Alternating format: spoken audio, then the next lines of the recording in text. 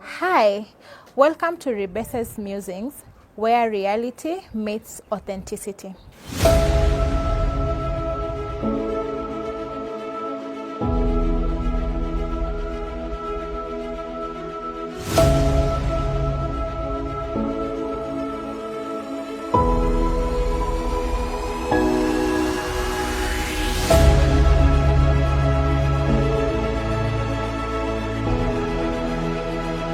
Hi, welcome back to RIBESE'S Musings, where reality meets authenticity. This is a space where we talk about life and talk about it honestly and authentically. If this is not your first time checking out this channel, I would like to say thank you so much for supporting my work. However, if this is your first time, I would like to ask you to please consider subscribing to this channel and engaging with my content so that we may be able to together build a community of transformed people. On this channel, we amplify conversations around slums. Yes, I said slums. Why, you may be wondering? Well, because as a person who was born, bred, and raised in the slum, and having gone through all the challenges and experiences that the people of the slums go through, I believe that these conversations are necessary, because for a very long time, some of these conversations about issues around slums, they have not been spoken about, and therefore for me, I present myself as a voice to amplify these conversations so that as many people as possible may be able to just appreciate what happens in the slum, and also may be able to see what role they can play in making slums a better place and in giving the people of the slums a dignified life. If you have been following my channel for the last few episodes, we have been talking about deep stuff. Yes, we began by talking about issues of stereotypes. We talked about issues of environment, how our environment affects our identity.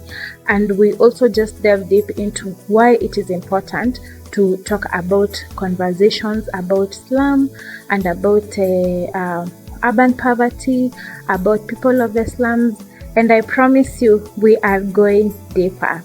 Yes, we are going deeper because it's important that we talk about these issues objectively so that many people may be able to be transformed.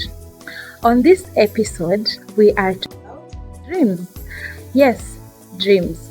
The thing about dreams,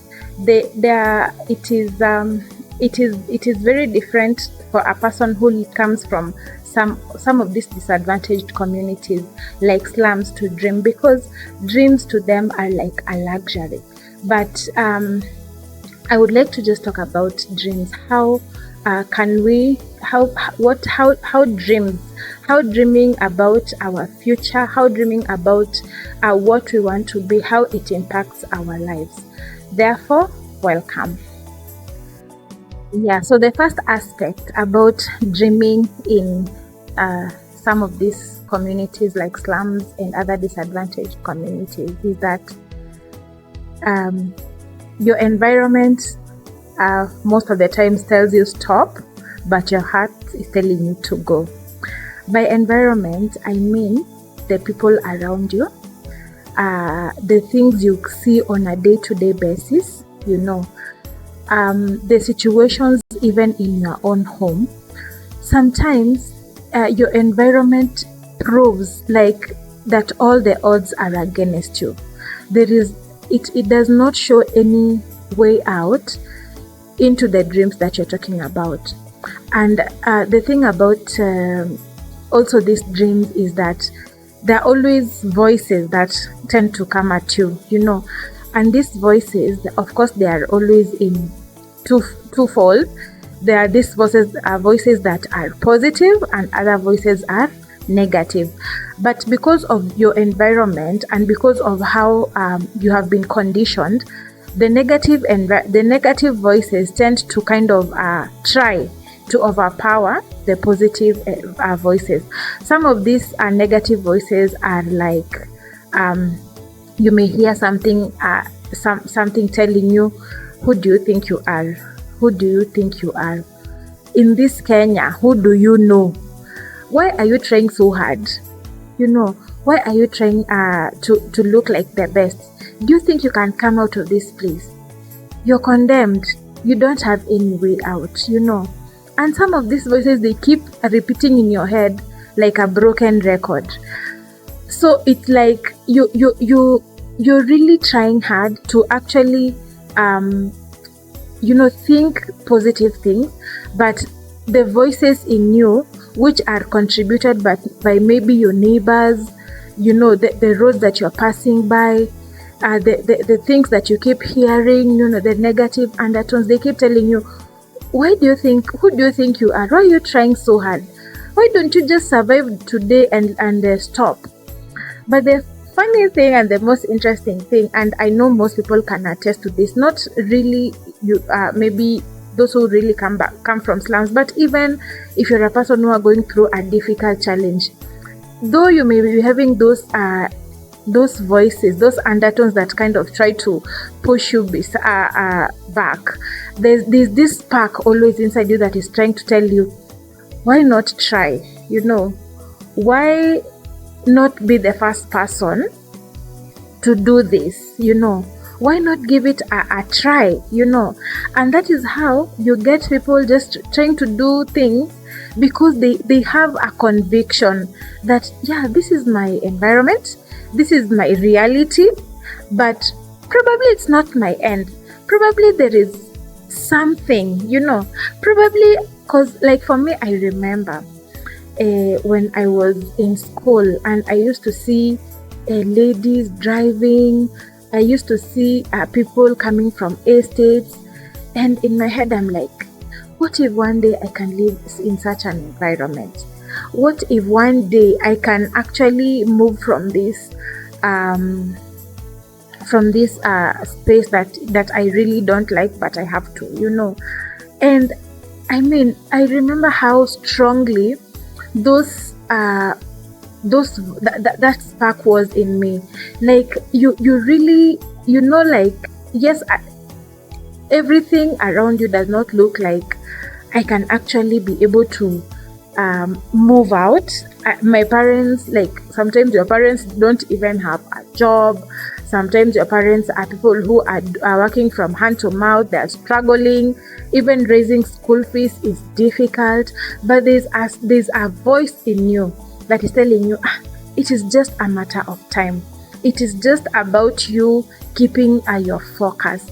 So that is what I'm talking about when I say your environment can tell you stop, but your heart tells you go. Your heart tells you don't give up. Your heart tells you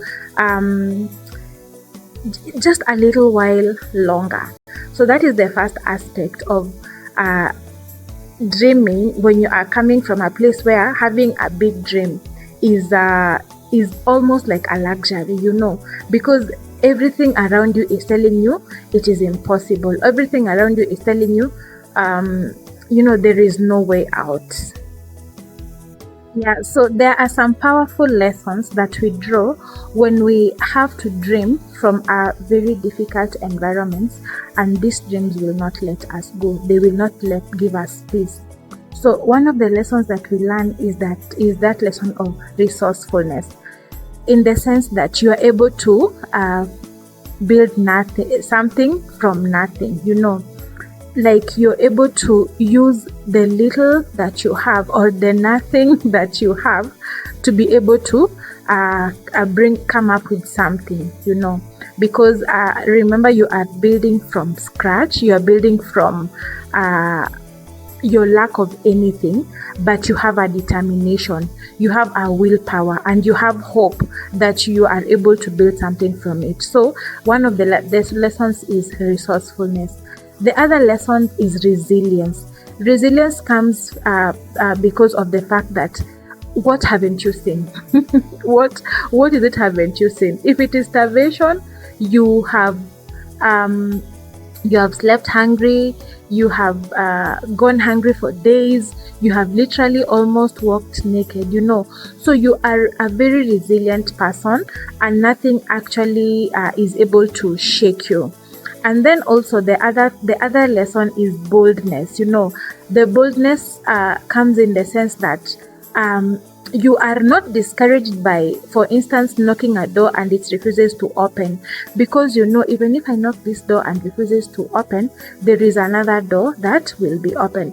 And let me tell you, it is so interesting, because you really kind of sometimes even look mad, when you are pushing to be able to have your door opened, and you're like, I'll do whatever it takes.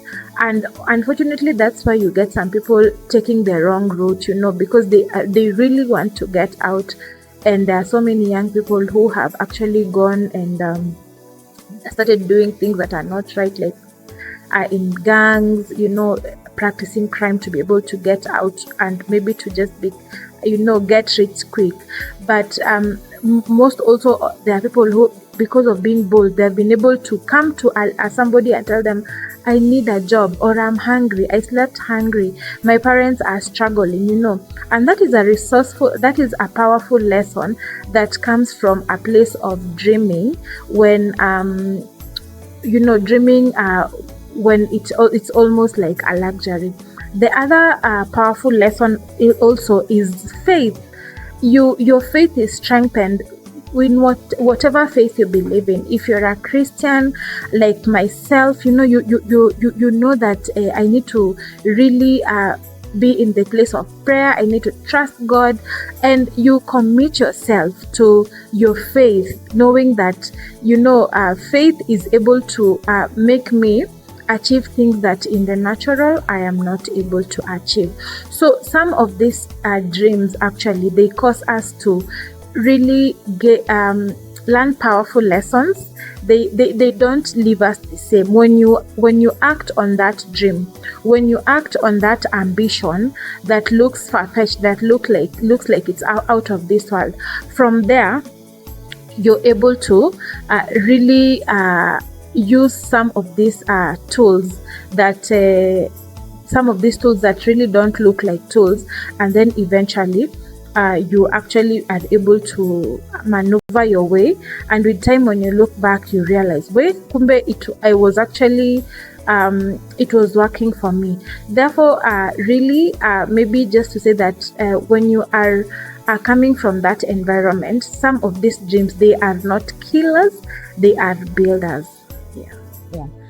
So let me tell you about the first time I dreamt differently, or really what it looks like when you are in a situation that you have to dream differently. So the thing is, some of these dreams, they are not like mega dreams. Like, it's not like you start dreaming like, hey, one day I will be maybe the president of Kenya, or one day I will be some of these influential people, or not. But those dreams are normally very simple. Like, for instance, for myself, I remember when I used to go to school and I see everyone has new shoes, especially like when you've opened school, everyone has new shoes. And then you are actually, your shoes were, I don't know, bought where. They look like they're not really plastic, but they were just bought somewhere on the street. Of course, they are second hand, but the low grade second hand.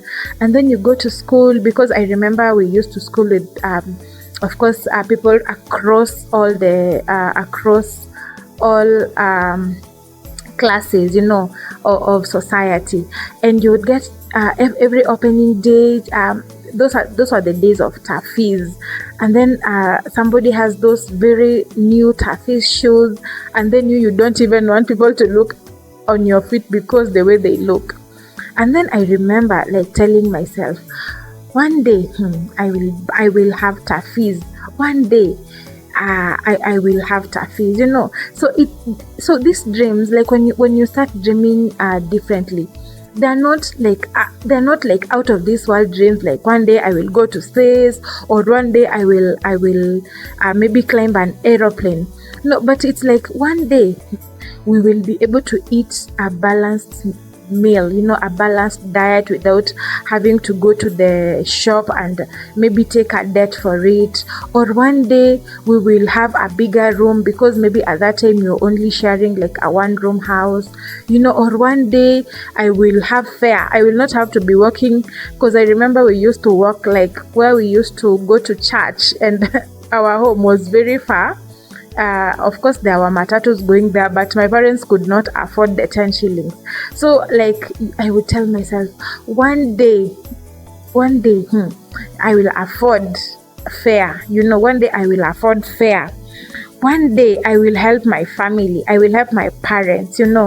So when you begin dreaming differently, it is not always a big out of this world dream.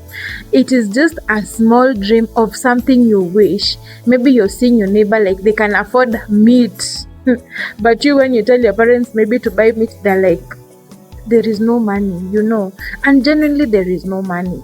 So when you begin dreaming differently, when you're coming from a very disadvantaged space, it is really when you just tell yourself like some of those struggles that you're having, or like one day I will be able to have a new dress, because you're always wearing hand-me-downs, hand-me-downs, or you are depending on donations, when donations are given, or maybe your aunties from rich places that they want to give you clothes.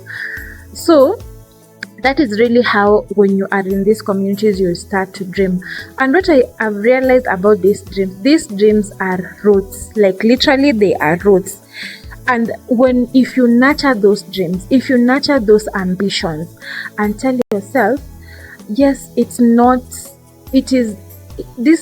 is not looking up right now. Things are really tough. My parents cannot afford. I cannot go to steal, but I know one day all this is going to be a story. So that is how, when you are an odd space, you can actually begin to dream. Pick something, a very simple thing, don't start thinking of out of this world, because again, the way we said, when you are in that space, you are thinking survival, you are thinking about how to make it the next day. So my encouragement also, as I just reflect on maybe how I began to dream big, is just having to a step at a time, a stride at a time. Yeah.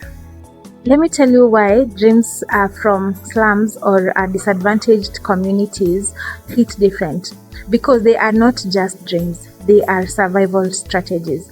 You are not dreaming just for yourself, but you are dreaming for your siblings. You're dreaming for your family, you're dreaming for your community, and you're even dreaming for those who are unable to dream for themselves. For instance, saying that you are dreaming for your family. Let's say, for instance, you are the firstborn of your family, and you have seen the struggles that your family or your parents or just your extended family is going through. Most of the times you will find that when you're dreaming, you're thinking, hey, I need to do my best so that I set an example for those who are coming before me, or for those who are watching me, so that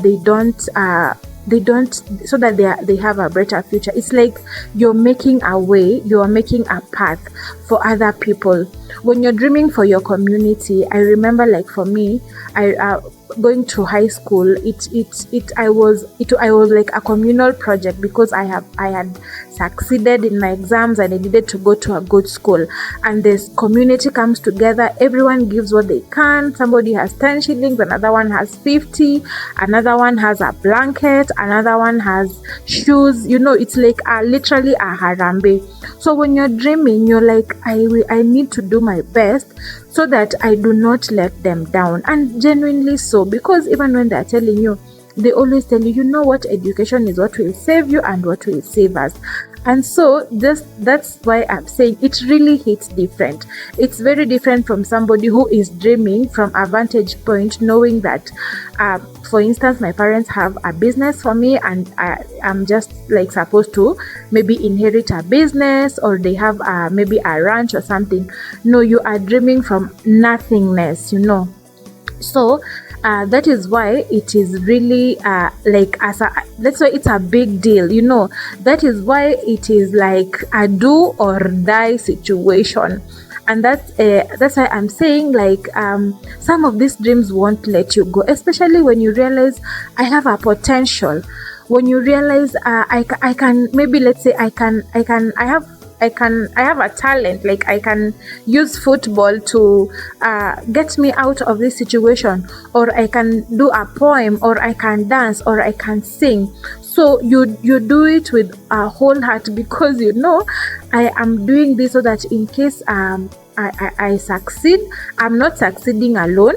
I'm succeeding with those who are behind me, urging me on and pushing me forward.